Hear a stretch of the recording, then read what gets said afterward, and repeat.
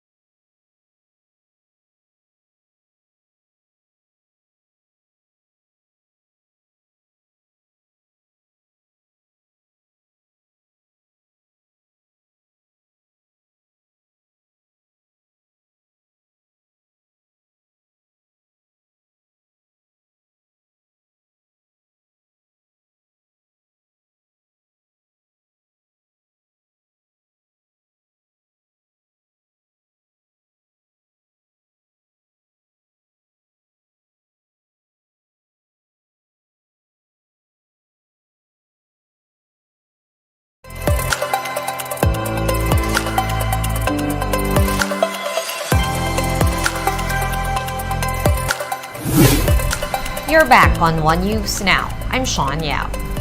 President Bongbong Marcos is backing the DSWD's proposal to introduce food stamps for the poorest of the poor. He says this could be financed by the ADB or Asian Development Bank. After a meeting with ADB President Masatsugu Asakawa on Monday, Marcos said that the food stamps program could be funded by the ADB's ODA or Official Development Assistance to the Philippines. An SWS survey conducted in March found that 9.8% of Filipino families, or around 2.7 million individuals, experienced going hungry and not having anything to eat in the first 3 months of the year. The DSWD has proposed to make the food stamps digital to allow recipients to buy food and other provisions in supermarkets. In September of last year, the ADB said that it is planning to tap its $14 billion fund allocated for Asia and the Pacific's food crisis to help set up a food security program here in the Philippines. One of the things that is in the pipeline that is being developed that is going to be of great assistance to our people is a proposal by the DSWD for a food stamp program, which I was surprised we have never had, but it is something that we can see has been effective in other countries. Finance Secretary Benjamin Diokno warns that if the 150 peso daily wage hike will come to pass, it could worsen inflation. Finance chief also said that higher than expected salary adjustments could create more unemployment. The finance chief said that policymakers should consider the impact of a legislated wage hike. Senate President Mig Zubiri earlier said that a measure for salary increase had been approved at the committee level. This is for a 150 peso across-the-board daily minimum wage hike for all private sector workers. What is the implication of the 150 peso increase? Due to increase in inflation rate by 1.4%. Diba? So, sino mag-benefit mo at sino magsasaka? We have to explain to the policymakers what are the implications of having higher than. And the Education Department says that it plans to cut down the subjects of students in kindergarten to grade 3. Speaking to the chiefs, Deputy Spokesperson Assistant Secretary Francis Bringas said the agency is currently considering merging Araling Panlipunan and MAPE, or the music, arts, physical education, and health subjects. Bringas says this aims to decongest the curriculum, with the current 7 subjects to be reduced to just 5. He added that this is in line with the agency's plan to focus on the foundational literacy of students. Ang ating sinasabi is masyadong crowded yung ating curriculum, and then hindi natututukan yung mga basic yung foundation skills ng ating mga bata, which are reading, numeracy, mathematics, yung and so mahihina on. tayo. Yeah, oo. That is why in the STEM, revised curriculum, we are actually reducing the number of subjects for the kinder to grade 3.